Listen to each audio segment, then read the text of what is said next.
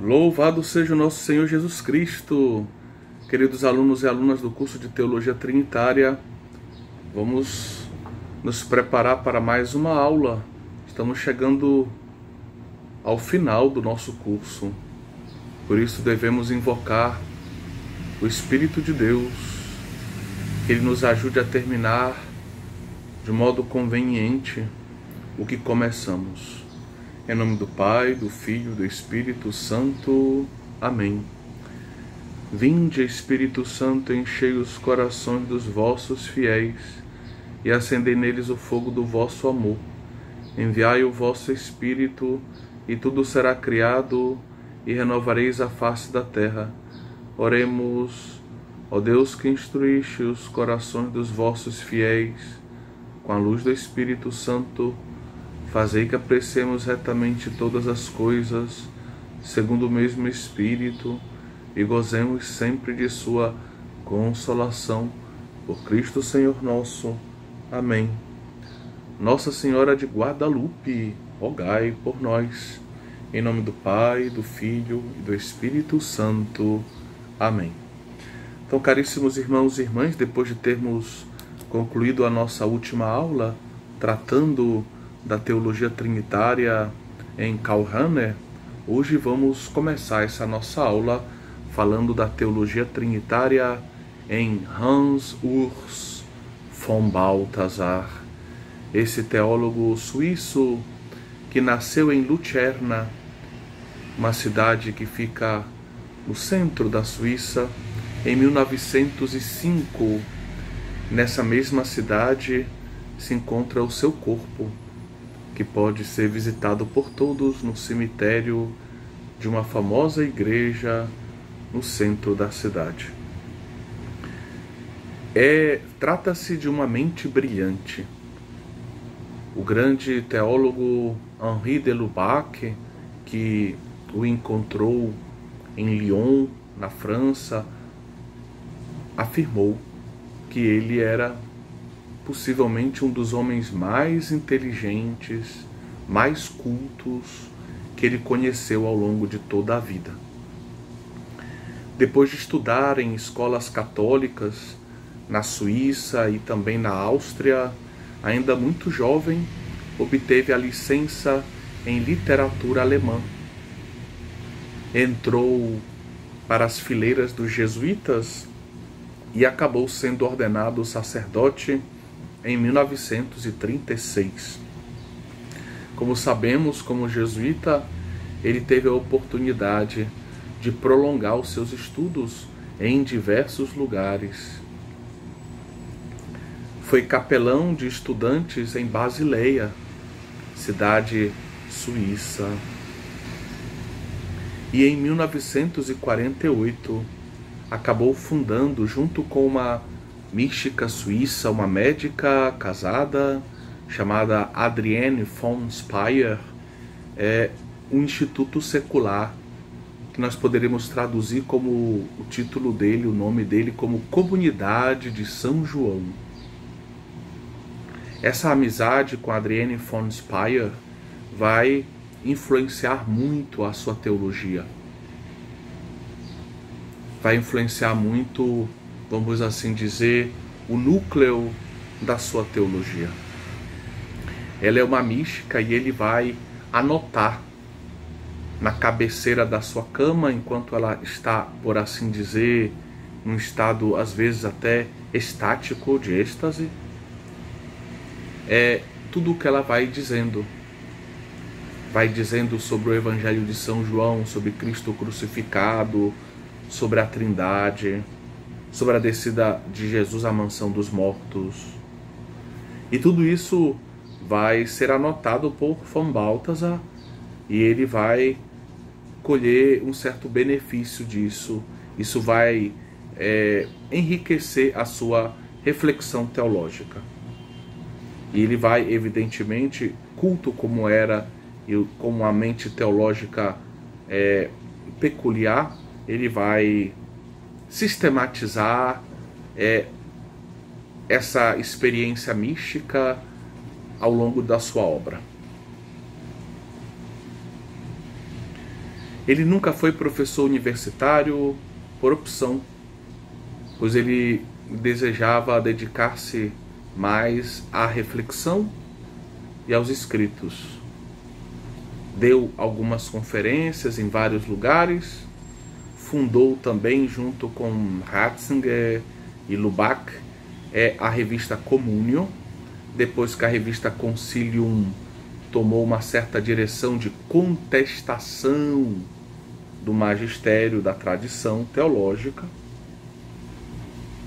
e depois de ter ganhou muitos prêmios ao longo da vida, ganhou prêmios na sua pátria, na Suíça, prêmios de literatura importantes, até o mais importante, e como teólogo ganhou o prêmio Paulo VI em 1984, recebeu esse prêmio das mãos do Papa João Paulo II, que o estimava muito. O Papa João Paulo II vai citá-lo ainda em vida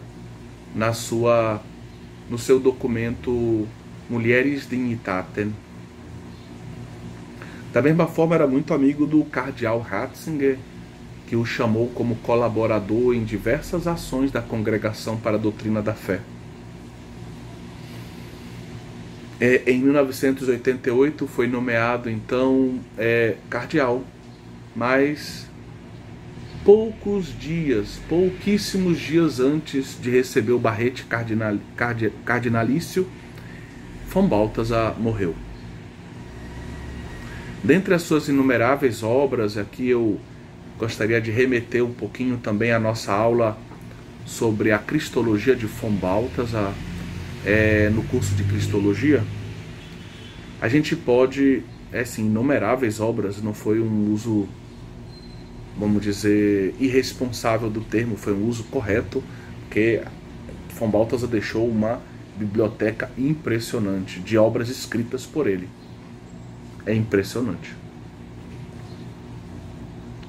Mas destacam-se dessas obras, eu pessoalmente gosto de muitas, né? Por exemplo, gosto muito dessa obra aqui, que é o Complexo Anti-Romano, onde ele explica por que na Europa transalpina, alemã, suíça e assim por diante existe e a gente poderia pensar também em outras regiões do mundo, até na América Latina, de uns anos para cá, existe um complexo anti-romano. Tem obras maravilhosas também, como outra obra que eu gosto muito, é essa aqui, Os Estados de Vida do Cristão, onde ele faz uma verdadeira teologia sobre os três estados de vida, a gente poderia dizer, né? A vida laical, o matrimônio, mas também a vida celibatária e sacerdotal. Escreve bastante, né, sobre antropologia, sobre o homem e a mulher, e deixou uma contribuição muito grande nessa área. E aqui eu quero citar uma obra muito bonita do Roberto Carelli, de uma coleção de obras sobre von Balthasar, que existe na Faculdade de Teologia de Lugano, onde eu estudei. Então essa obra muito importante, O Homem e a Mulher, na Teologia de von Balthasar. Veja aí o tamanho dela, só para confirmar, são 730 páginas mais ou menos. Então realmente é um autor que deixou contribuições impressionantes. Mas se nós tivéssemos que escolher um núcleo da sua obra, muitos apontam na mesma direção que nós agora. Poderíamos falar da sua trilogia. Uma trilogia com 3 obras, cada obra com diversos volumes. Esse é talvez uma crítica que a gente possa fazer. Von Balthasar, ele às vezes parece um pouco prolixo. Na verdade ele é muito erudito, ele faz uma teologia muito erudita, cita muita gente, muitos autores da patrística, autores da história da teologia. Às vezes repete as mesmas ideias como circular, de um modo circular, fugindo um pouco dos padrões mais lineares de alguns autores sistemáticos. Isso pode soar como uma espécie de... como se fosse uma tendência prolixa. Mas eu deixo essa análise para especialistas maiores, para especialistas no tema, né? Eu não sou um grande especialista em von Balthasar, conheço, leio, gosto, mas não me considero um grande especialista no autor. Então, essa trilogia seria a obra Glória, a obra Teodramática, uma obra muito interessante, por sinal, eu li boa parte dela, e a obra Teológica, que eu também tive a oportunidade de ler algumas partes, especialmente estudar o volume 3º, que trata do Espírito Santo na minha tese pós-doutoral, o Espírito da Verdade. E aí, no que concerne ao mistério trinitário, a gente eu destacaria 3 obras, né? Existe a Teodramática, que a gente já citou, e a Teológica também. Então, acho que a Teodramática e a Teológica se completam nessa visão da teologia trinitária.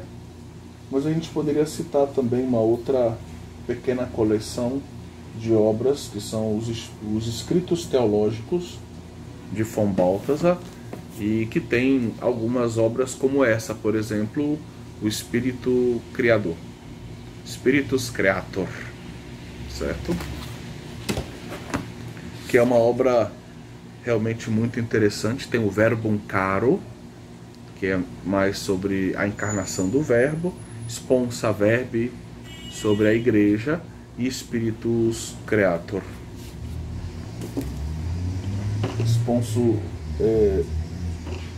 deixa eu ver por onde anda essa obra. Sponsa Verbi, posso mostrar para vocês, está aqui. É uma obra também, esses escritos teológicos. E aí tem o Verbum Caro, que eu não possuo essa obra, mas é muito interessante, vale a pena ler. Eu pude ler na minha época de estudante de teologia, quando estudei Cristologia. Bem, então, antes de mais nada, a gente poderia dizer que o pensamento de von Balthasar em matéria de teologia trinitária é muito original. Se ao mesmo tempo que ele cita com uma fluidez impressionante os autores da patrística, e ele conhece muito bem tanto os autores da patrística latina quanto da grega, tem uma simpatia particular pelos gregos, certo? Gregório de Nazianzo, por exemplo, Orígenes, né, que já Lubac cultuava, né, de modo assim muito até surpreendente e quase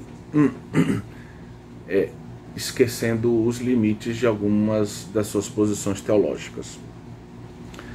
Mas von Balthasar, ele tem um conhecimento da teologia patrística impressionante.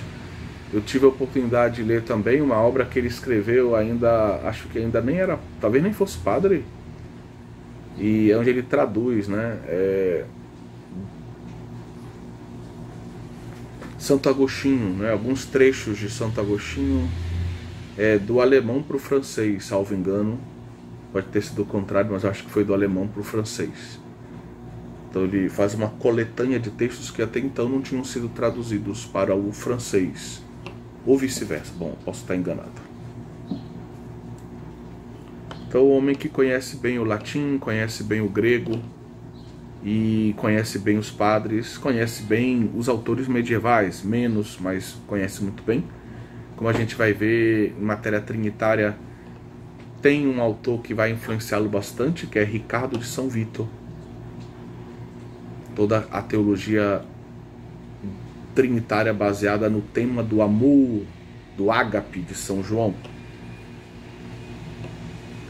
Então seu pensamento é, o que podemos dizer logo de início, muito original. Antes de mais nada, ele defende, né? Isso a gente já viu lá no nosso curso de Cristologia, e revimos um pouco essa ideia na introdução do nosso curso de Teologia Trinitária. Ele defende, como outros autores da teologia contemporânea, que a porta de acesso para o mistério da Trindade, essa porta ela se abre quando a gente reflete, medita, contempla teologicamente a identidade pessoal e a Páscoa do Verbo encarnado, de Jesus Cristo. Na kenosis do Verbo encarnado e na kenosis do Verbo crucificado, entendam? E aqui a gente já vê muito claramente a influência de Filipenses 2, no pensamento de von Balthasar. Muitas vezes ele fala da kenosis da encarnação, da kenosis da crucifixão, mas no fundo tem uma continuidade entre elas, né? Apesar de que a gente pode distinguir, mas não deve separá-las. Então, na kenosis da encarnação e da cruz, Jesus revela que Deus não é, antes de mais nada, entendam, o poder absoluto. Não é, antes de tudo, o poder absoluto. Não deveríamos, a partir da kenosis de Jesus, ver a Deus em primeiro lugar como Deus onipotente. Von Balthasar não quer negar a onipotência divina, atenção, calma. Mas ele diz que o que emerge com mais força, com mais clareza, com mais brilho dessa kenosis é o fato de que Deus é amor absoluto. E esse amor é o poder de Deus. Esse amor é onipotente. Deus é amor absoluto, é amor onipotente. O poder de Deus faz com que Cristo possa se esvaziar completamente, tanto na encarnação como ao longo da vida, e de modo especial para nós cristãos, na estaurofania, né? Na epifania da cruz. Então, esse poder de Deus faz com que Jesus ele possa se esvaziar totalmente, completamente, aniquilando-se, entregando toda a sua vida ao Pai em favor dos homens sobre a cruz.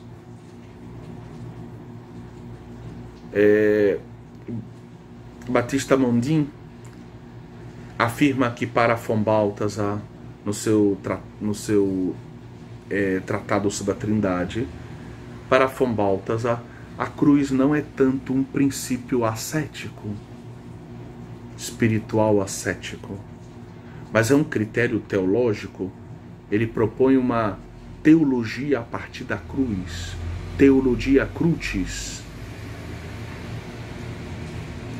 É o critério supremo, a cruz, para estabelecer a verdade e a validade de qualquer interpretação e conceitualização da revelação. Então é como se a cruz fosse aquele critério de validade. Queremos analisar se uma coisa faz parte da revelação, vamos olhar para aquela realidade pelo espectro da cruz, pela lente da cruz, pela luz da cruz, a luz da glória que refulge na cruz de Cristo.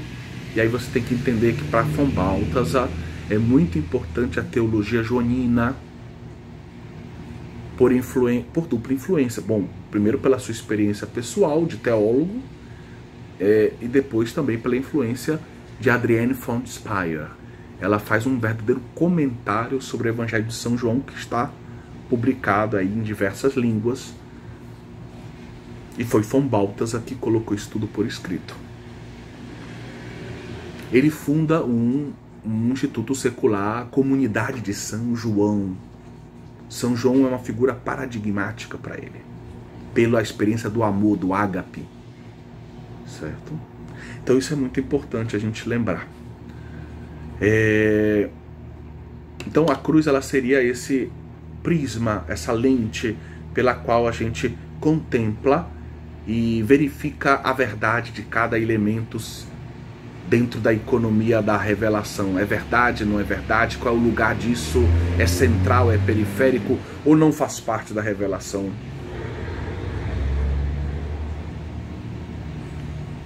Então, repetindo para Mondin, a cruz, em Fombaltas, a cruz não é tanto um princípio espiritual ascético, também é, mas não é só isso.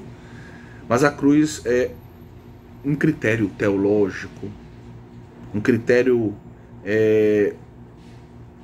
que deve supremo para que se estabeleça a verdade e a validade de qualquer interpretação e conceitualização da revelação. Na cruz contemplamos o rico com R maiúsculo, o Deus rico e soberano que se fez pobre, assumindo a nossa humanidade e morrendo no estado servil de obediência até a morte e morte de cruz, como diz a carta de São Paulo aos Filipenses, capítulo 2. O rico se faz radicalmente pobre, se esvazia, vazio de si mesmo, expropria-se. No mistério pascal, a liberdade de Deus se manifesta de um modo evidente. Ela se manifesta de um modo evidente para todos e salvífico para os homens. Convida os homens a uma adesão livre. Convida os homens a um ato de liberdade também. Deus se manifesta na sua liberdade. Eu me dou livremente a vós, por amor. E eu convido vocês a um ato de liberdade também. Um ato de liberdade sempre sustentado pelo primeiro movimento, que é um movimento que para o homem é um movimento de graça. Então um ato de liberdade do homem que deve estar sustentado na graça pascal de Cristo, que é o ato de adesão a Cristo. Então Deus ele se doa livremente e espera uma resposta livre do homem em Cristo Jesus, pela força da graça que emana da Páscoa de Cristo. Segundo von Balthasar, Jesus se identifica com a vinda do reino. Ele repete o que nós dizíamos no nosso curso de Cristologia. Jesus é auto-basileia. Jesus é ele mesmo o reino. Orígenes, como eu disse, é muito caro a von Balthasar. Então, Jesus se identifica com a vinda do reino. Na medida em que ele é a palavra do Pai divino, ele estabelece a possibilidade do reino da vontade do Pai, o reino da comunhão com o Pai.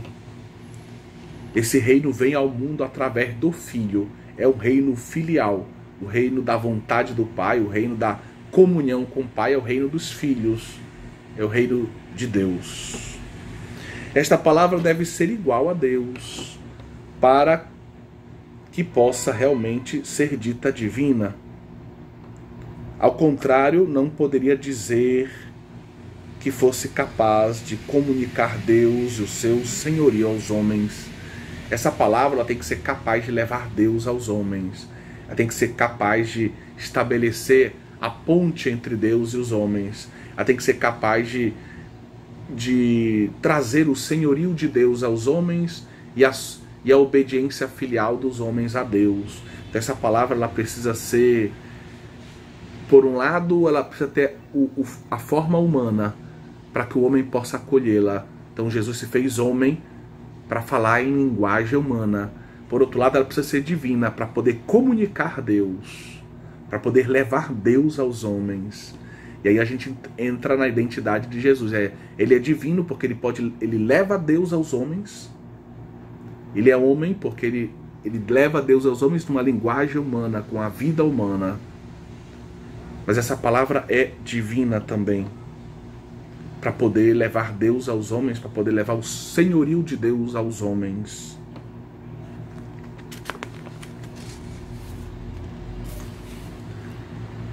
Se a pessoa do Pai, quem envia é Deus, e se Deus está presente no Filho, nessa palavra que ele dirige ao mundo, nesse Filho que ele envia ao mundo, Então Von Balthasar conclui que existe no Deus indivisível, filosófico indivisível, uma espécie de, entre aspas, diferença.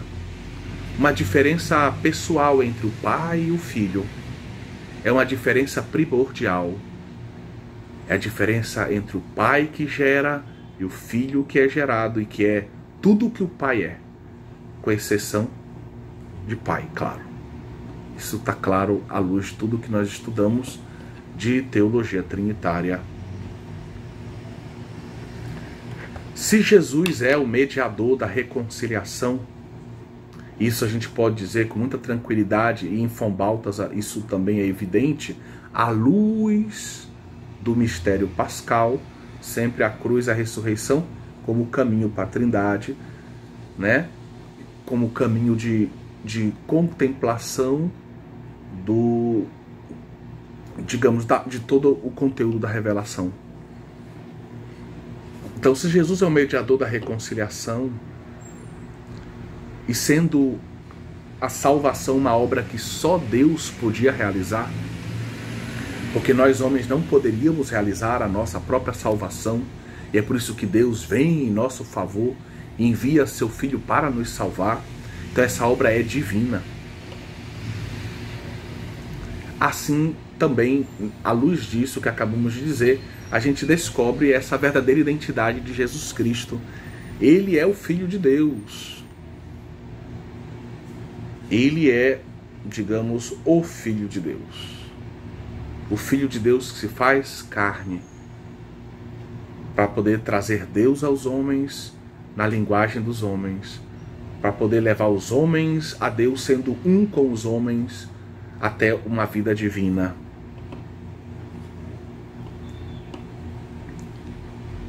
A divindade da missão revela a divindade da pessoa de Jesus Cristo. A missão de Jesus só pode ser bem entendida se ele for Deus.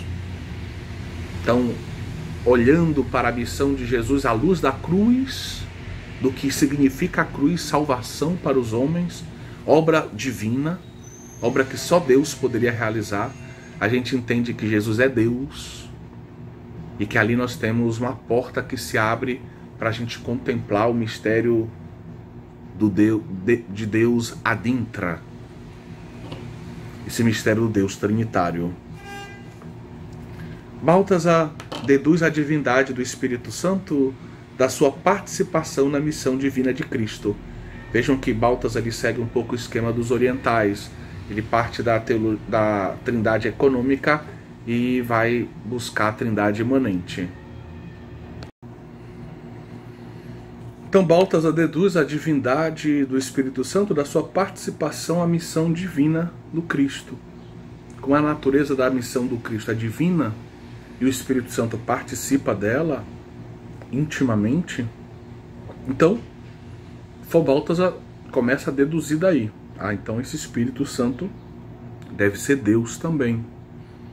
O Espírito torna possível que em Cristo se manifeste o reino. Dentro do projeto divino, o Espírito Santo faz com que o Cristo, na sua humanidade, possa manifestar, né, os sinais milagrosos. Aqueles sinais que no Antigo Testamento acompanhavam os profetas por obra do Espírito Santo. Então Jesus Cristo está em continuidade com os profetas, sob o influxo do Espírito Santo, como fica bem claro lá em Lucas, né? Jesus é batizado e depois, levado pelo Espírito Santo, ele vai ao deserto para rezar, para enfrentar o demônio.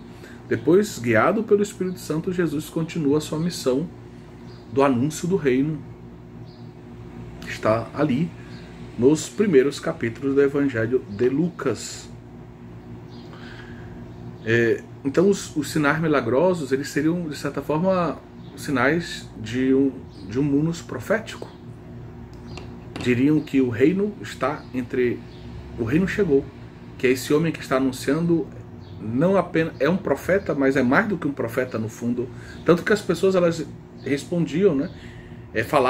Respondiam ao que viam de Jesus, chamando-o de profeta Isso ecoa na pergunta que Jesus faz aos seus discípulos, por exemplo, no episódio onde eles estão lá em Cesareia de Filipe.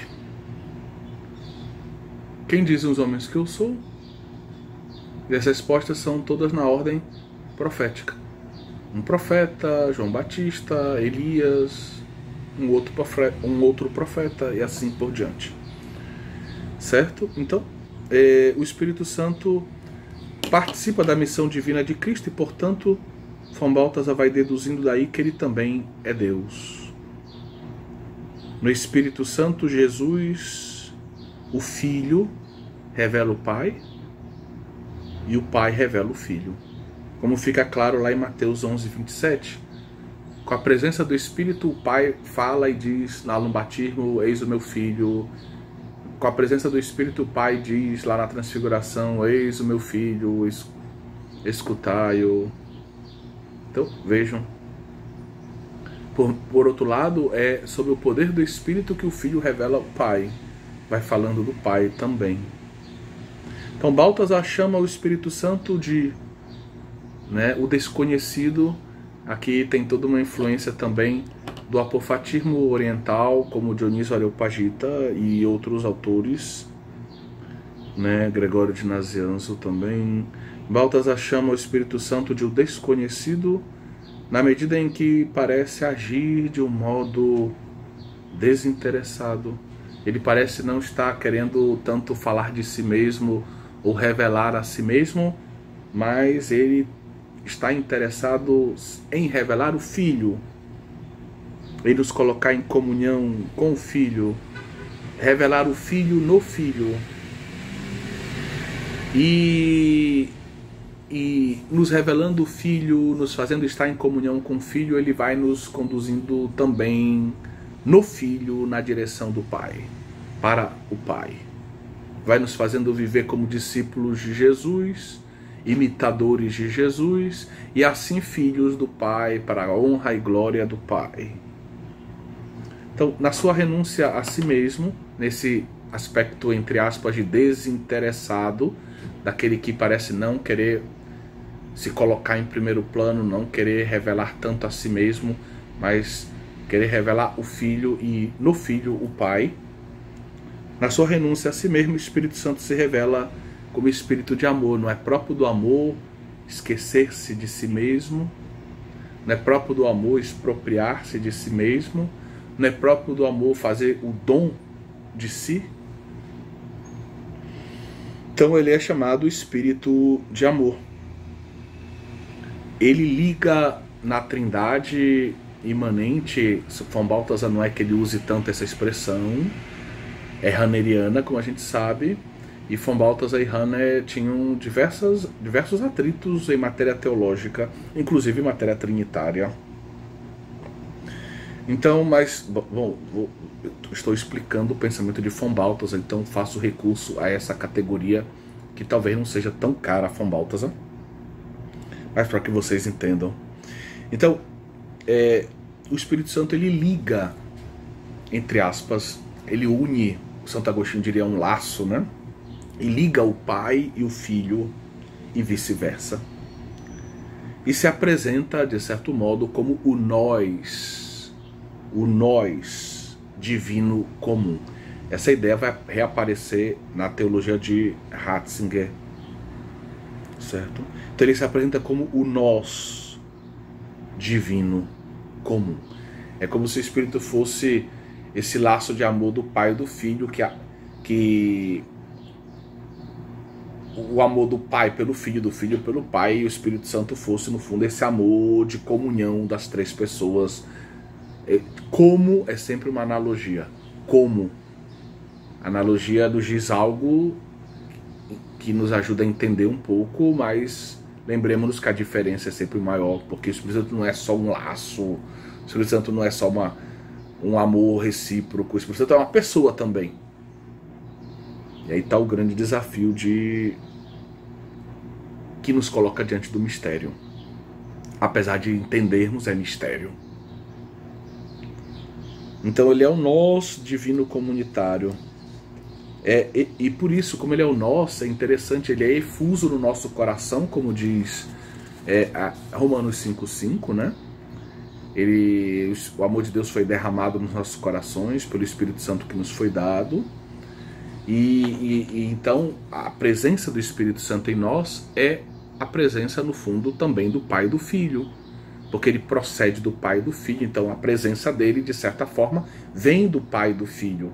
Então o Pai e o Filho estão pela pericorese e pela relação de origem eterna, eles estão presentes no Espírito Santo, em nós. Então o Espírito Santo em nós, pela pericorese, o Pai e o Filho estão no Espírito, e ao mesmo tempo o Espírito Santo em nós, ele nos mantém em comunhão com o Pai e com o Filho, porque ele vem do Pai e do Filho para nós. Então o Pai e o Filho estão aqui e ao mesmo tempo são a origem do Espírito Santo, e a gente está numa vida, querendo ou não, e que maravilha uma vida trinitária. Que maravilha, que maravilha. Aí podemos falar de uma inabitação trinitária, por essa inabitação do Espírito e pericorese, completando essa ideia, e ao mesmo tempo uma ligação entre nós e a vida trinitária, né, que deveria nos fazer percorrer o caminho ascensional na direção da Trindade, né? Estamos mergulhados na Trindade, como dizia São Paulo e como diz um dos nossos prefácios do domingo do tempo comum. Nele nós nos movemos, nele somos, nele existimos, né?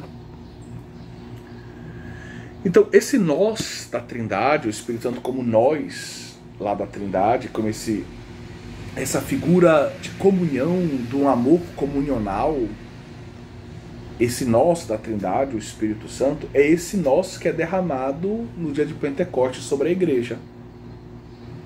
Então esse nós da Trindade, ele se transforma no nós da igreja.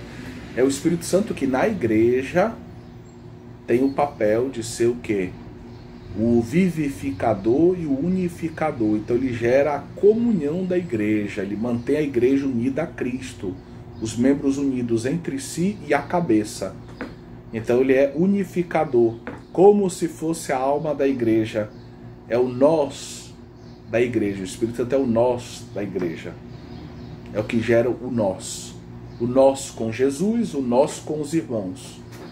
O nós entre os carismas diferentes, entre os ministérios diferentes, em toda essa diversidade que é muito cara a von Balthasar. Von Balthasar, ele compara, por exemplo, essa diversidade dos carismas na igreja a uma orquestra sinfônica, onde cada instrumento colabora de um modo para o todo, a unidade da sinfonia, né? E nós temos o que? A verdade é sinfônica, ele diz.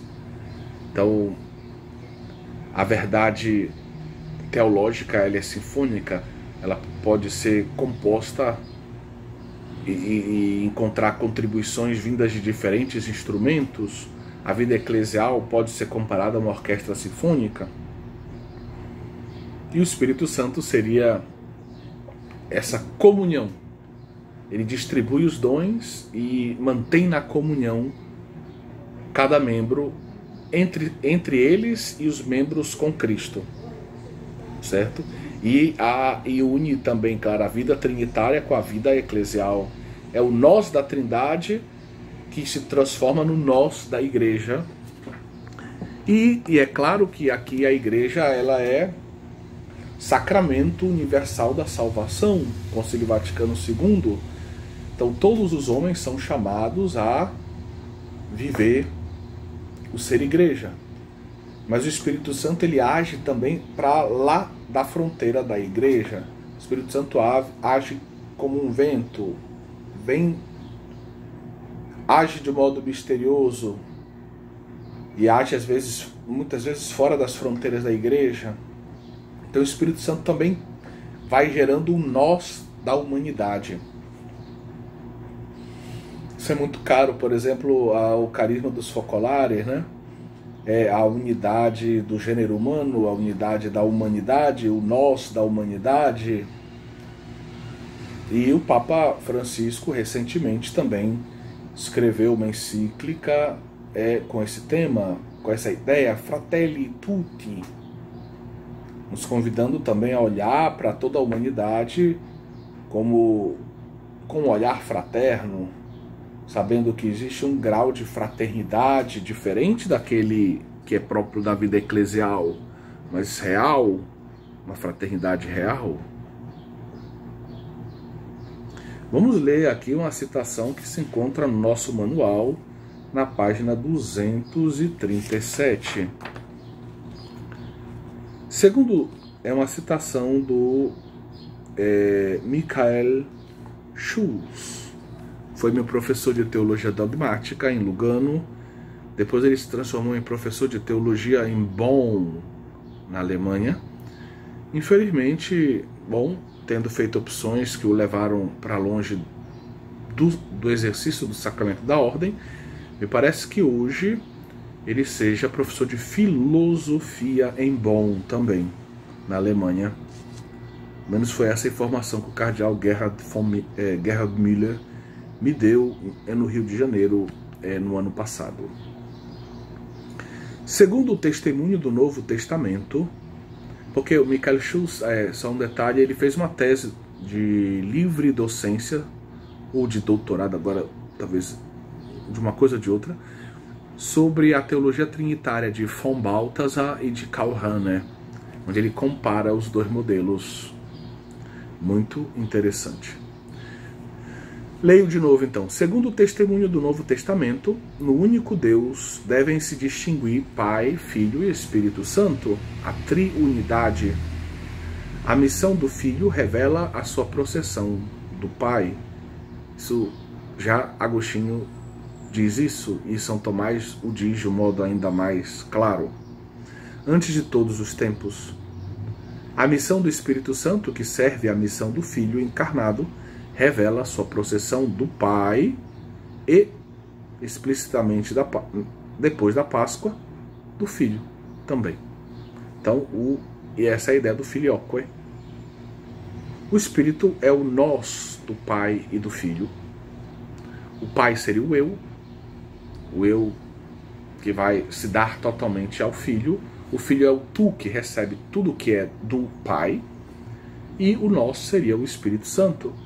Na medida, e vejam que Karl Rahner ele se recusa, e a gente falou disso, de ver um tu na Trindade. Karl Rahner, isso aqui é uma aberração. Não tem um eu e um tu na Trindade. Certo? Isso seria um triteísmo, claro. Então ele foge disso e faz a proposta dele, que pode ser entendida como uma tendência ao modalismo. Karl Rahner, né? Então, estou explicando o von Balthasar. Então, o Espírito seria o nós do Pai e do Filho. O Pai seria o eu, o Filho seria o tu e o Espírito nós.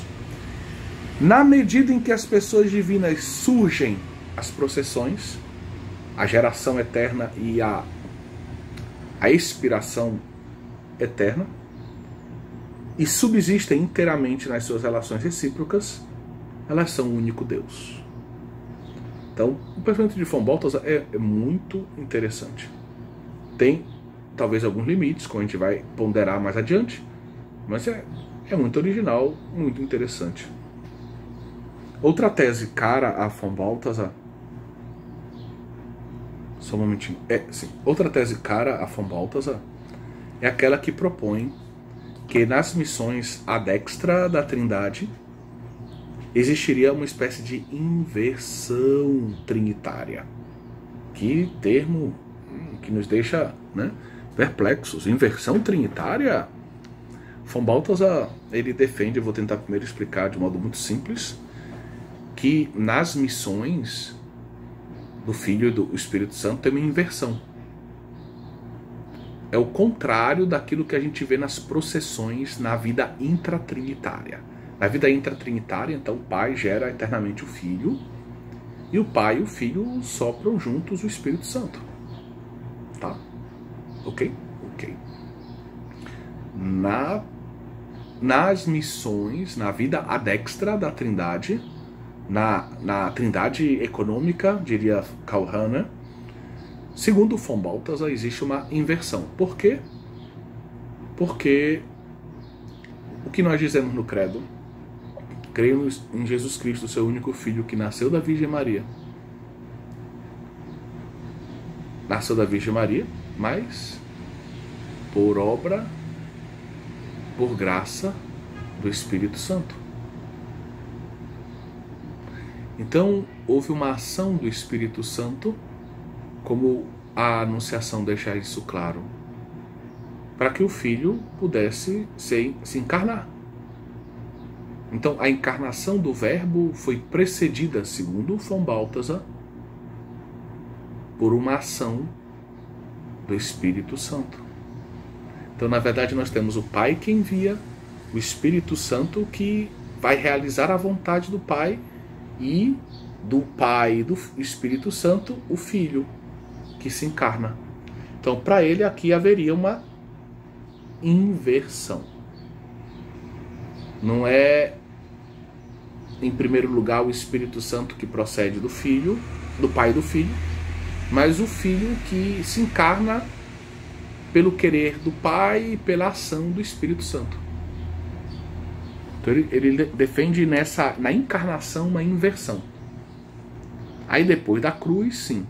Depois da cruz, depois da Páscoa, o Espírito Santo vai vir enviado pelo Pai e pelo Filho. Ok, filioco é tudo direitinho. Mas essa inversão trinitária, ela não leva em consideração o fato de que o Espírito Santo que vem lá na encarnação para preparar a encarnação do Verbo, ele já é enviado pelo Pai e pelo Filho. Ele já é, por mais que isso esteja implícito. Não está explícito, mas é implícito teologicamente.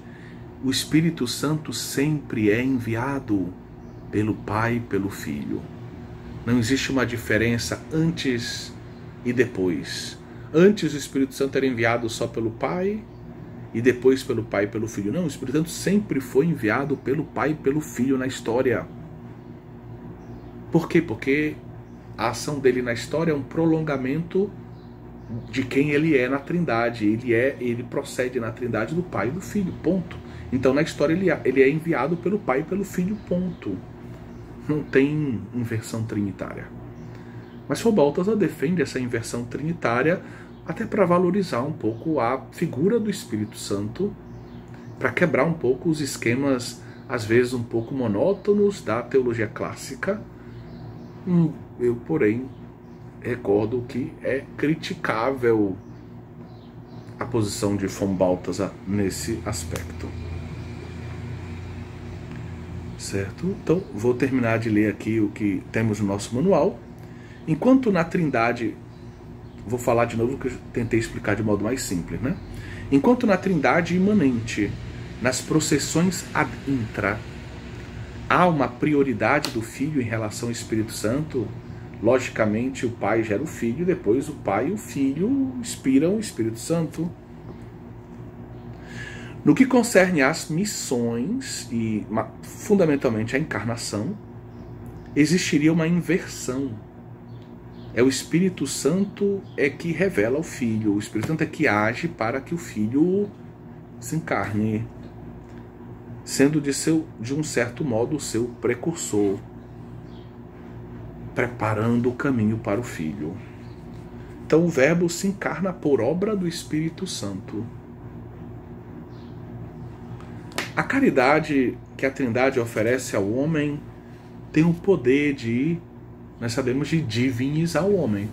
Essa também é uma doutrina oriental e também muito cara a von Balthasar, a teoses, né?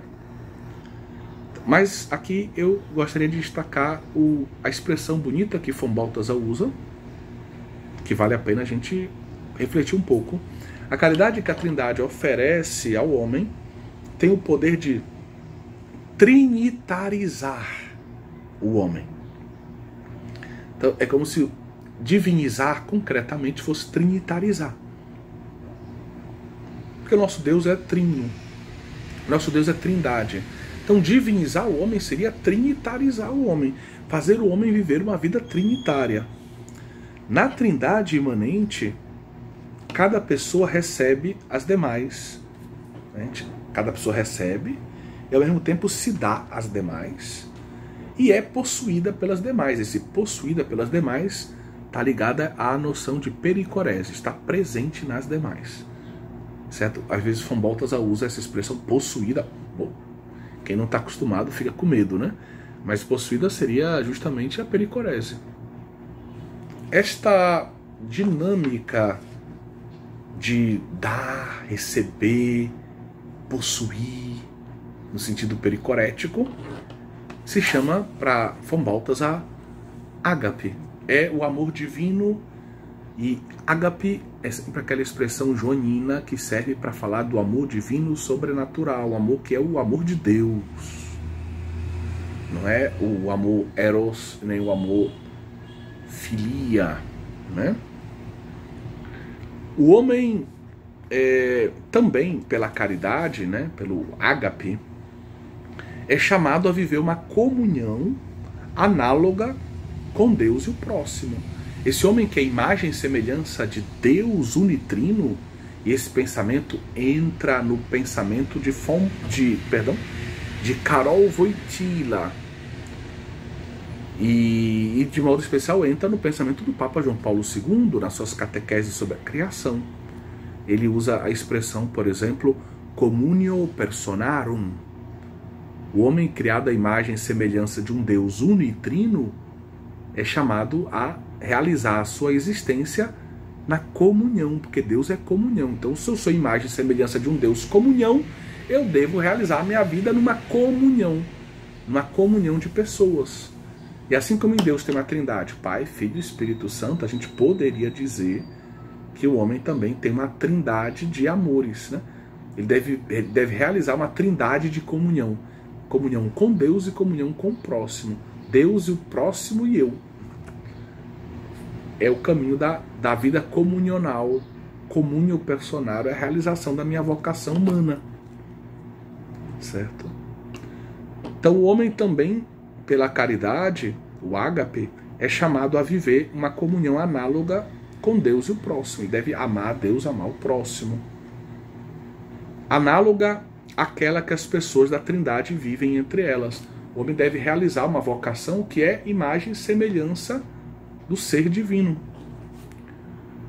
Na sua perspectiva, que a gente poderia chamar agápica, eu gosto desse termo, o teólogo suíço nos apresenta as pessoas da Trindade como três amantes que estão ligados entre si pelo amor e pelos vínculos de processão. As três pessoas parecem emergir da mesma fonte agápica, como se essa fonte agápica fosse um oceano com ondas, né? Que vão ora para cá, ora para lá, que unem as pessoas da Trindade. Então essas três pessoas parecem emergir da mesma fonte agápica. Por esta razão, em todas as três circula a mesma vida, um profundo, poderíamos dizer, até o infinito, profundo até o infinito, uma vivíssima, e poderíamos dizer felicíssima também, e incessante, um vivíssimo e felicíssimo e incessante, no sentido de eterno, amor. Ou seja, circula na Trindade esse ser divino que é amor, profundo até o infinito, vivíssimo, vida plena e felicidade plena, incessante, eterno amor. Que imagem bonita! E é claro que você deve ter percebido, se você está fazendo o curso conosco, que aqui a gente encontra claro eco do afeto, do amor que Von Balthasar tem por Ricardo de São Vítor. Sim, Von Balthasar não só leu, mas ele colheu a essência do pensamento de Ricardo de São Vítor em matéria trinitária, que parte da concretude da definição joanina, da primeira carta de São João, capítulo 4, versículo 8, e depois no versículo 16, Deus é ágape, Deus é amor. Para Von Balthasar, a cruz é a máxima expressão desse ágape para os homens. Por meio dela, os homens devem como que subir na direção do mistério trinitário. Devemos percorrer o caminho da cruz na direção do Deus ágape, porque a cruz é a maior manifestação do ágape divino, do amor de Deus trinitário salvífico. Devemos recordar ainda que o que estudamos no nosso curso de Cristologia, recordo que a nossa aula se encontra à disposição de todos na playlist do nosso canal YouTube. Balthasar, ele usa um termo, sui generis, kenosis primordial, urkenose em alemão, kenosis primordial, para descrever o esvaziamento do Pai na geração eterna do Filho. O Pai, e aqui é claro que o uso, aqui está, Von Balthasar e nós estamos usando uma linguagem analógica, claro, ele se expropriaria da sua divindade para comunicá-la ao Filho, como Von Balthasar vê assim. O Pai se expropria de tudo que ele é, se esvazia, entrega tudo que ele é ao Filho. Isso é a kênose primordial. E o Filho se devolve ao Pai numa kênosis filial. E o Espírito Santo recebe tudo que ele é do Pai e do Filho e se devolve todo ao Pai e ao Filho. E aí temos movimentos de amor kenóticos na vida trinitária. O Espírito Santo constituiria a união entre o Pai e o Filho, como se fosse uma ponte entre o Pai, que é aquele que se expropria, e o Filho, que tudo recebe. Então, entre o Pai, que é aquele que se expropria, que se esvazia, e o Filho, que tudo recebe, aqui tem uma distância que Von Balthasar, sempre analogicamente, compara com a mãe de todas as distâncias. É a distância fundamental. Essa distância que se cria quando o Pai se expropria todo, se esvazia todo do que ele é, para que o Filho seja tudo o que ele deve ser. Certo?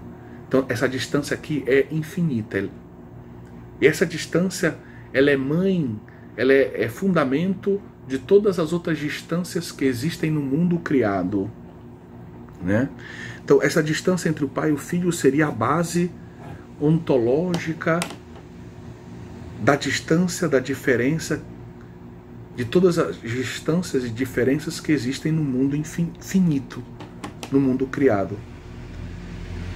E até, pensemos um pouquinho aqui, e até a base, segundo Von Balthasar, que eu concorde com isso, para aquela distância tremenda entre o céu e o inferno. Então todas essas distâncias seriam, por assim dizer, teriam como base a distância entre o Pai e o Filho na geração eterna. Nessa kênose primordial.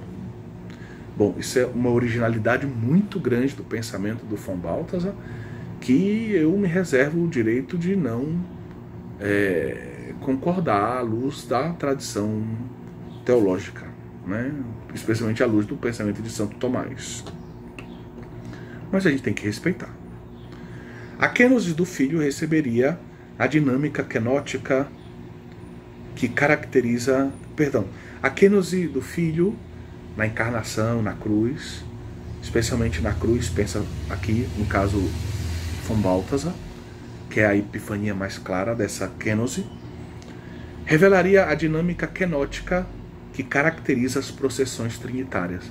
Então, a kênose do Filho na cruz revela não só a kênose do Filho na Trindade, mas todas as processões kenóticas que existem na Trindade, porque toda processão, no fundo, significa o esvaziamento de alguém. O Pai se esvazia para o Filho receber tudo o que ele é, todo o seu ser. E o Pai e o Filho se esvaziam para que o Espírito Santo seja quem é. né? E o Espírito Santo se esvazia no amor, o Filho se esvazia no amor ao Pai, o Espírito Santo se esvazia no amor ao Pai, ao Filho, e assim por diante. Então tem kenosis para todo lado, né? Então a kenosis do Filho revelaria essa dinâmica kenótica que caracteriza as processões trinitárias. Segundo o teólogo suíço, o amor e a fecundidade do homem e da mulher, que constituem a família, apontam esse amor, aponta para a íntima fecundidade de Deus. Então ele diz assim, olha, Pai, Filho e Espírito Santo, comunhão de vida fecunda. Homem, mulher e filhos, comunhão de vida fecunda. Deus, Trindade e família. Dá para fazer uma comparação? Dá. Né? Então São Paulo ele faz um pouco essa... São Paulo não. Von Balthasar faz um pouco essa comparação. Para ele, a família revela um pouco da comunhão de vida trinitária, da fecundidade da vida trinitária. Essa comparação, essa analogia que ele se permite fazer entre trindade e família, ela não é uma novidade. Já nos padres da igreja ela aparece como uma possibilidade, né?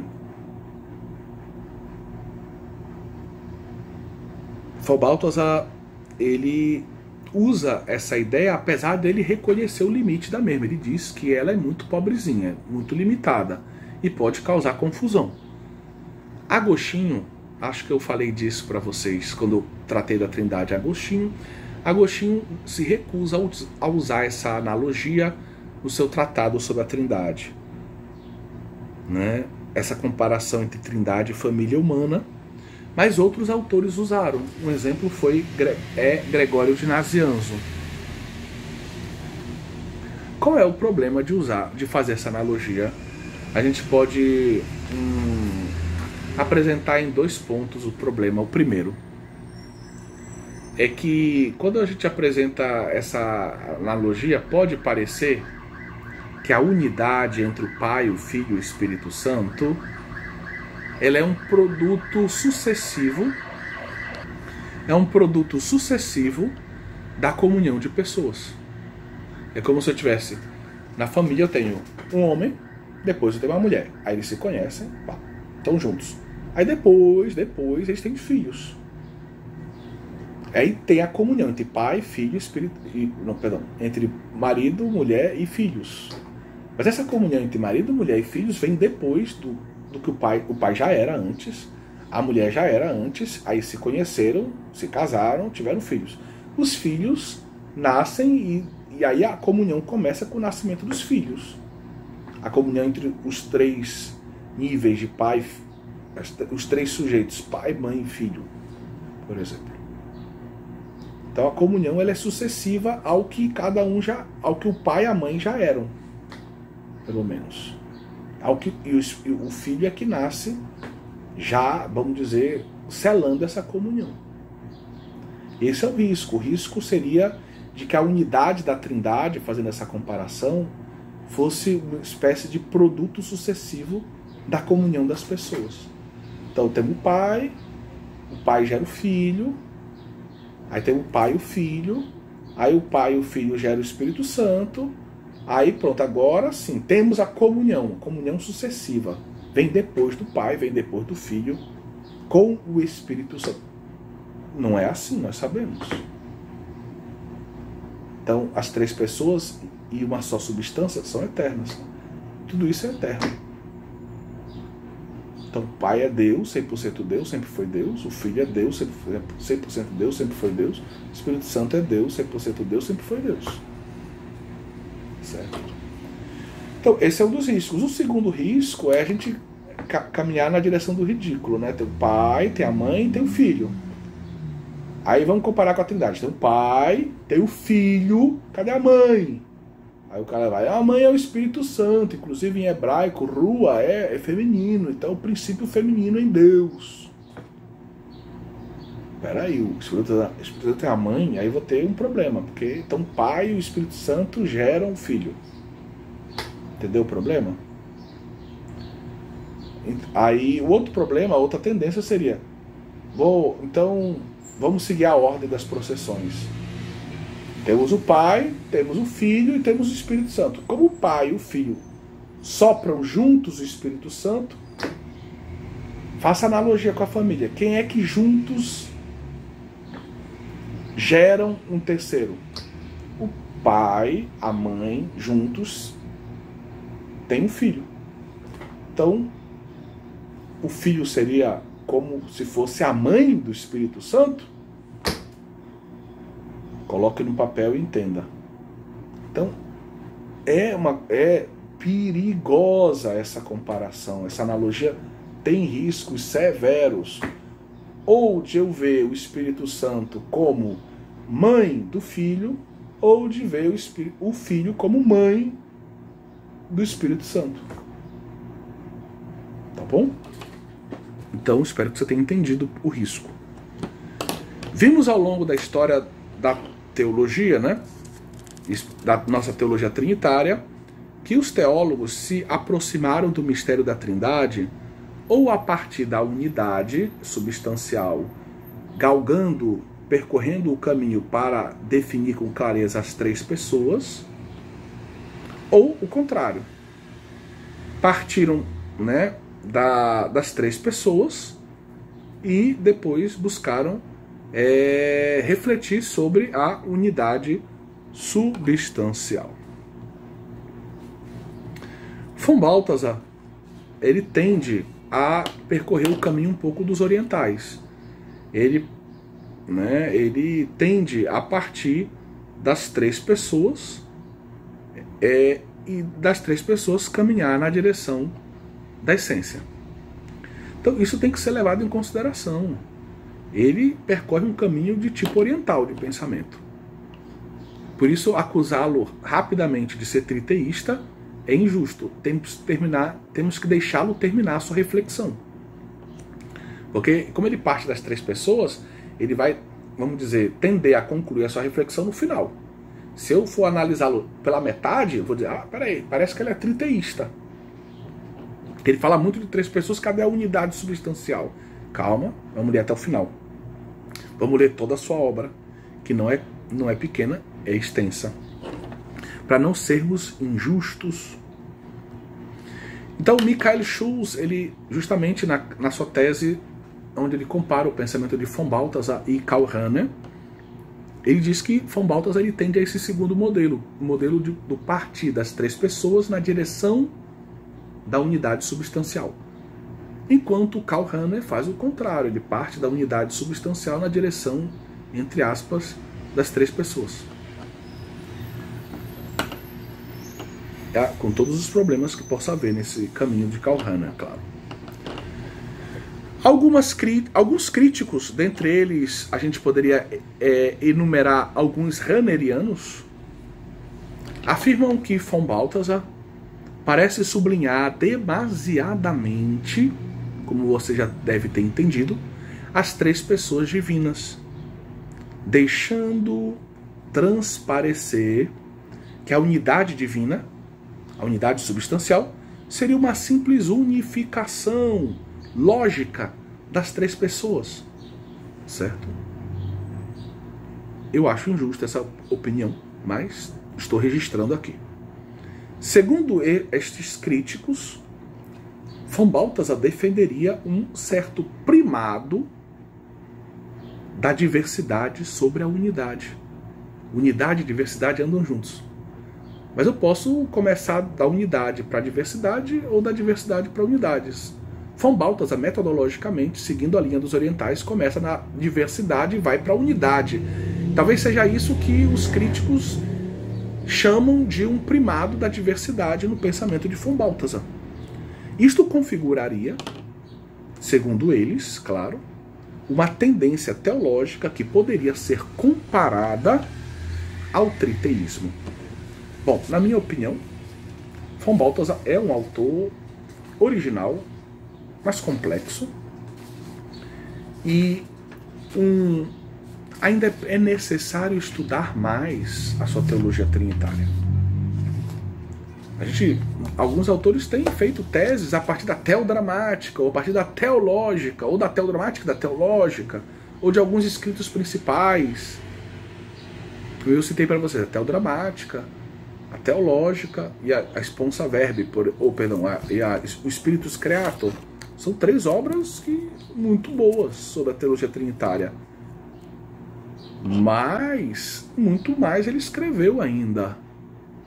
Então, para ser justo, a gente precisa ter um olhar geral sobre a teologia de von Balthasar, o que não é fácil. Não são muitas pessoas que possuem esse olhar completo sobre uma obra tão extensa. E eu ainda acrescentaria, seria muito interessante conhecer melhor também a teologia de Adrienne von Speyr, para que se entendesse melhor a influência dela no von Balthasar, e o que é original dele, o que é dela, para que a gente possa fazer uma avaliação ainda mais justa, tá bom? Deus abençoe a todos. Em nome do Pai, do Filho e do Espírito Santo. Amém. Nossa Senhora, Rainha da Paz, rogai por nós.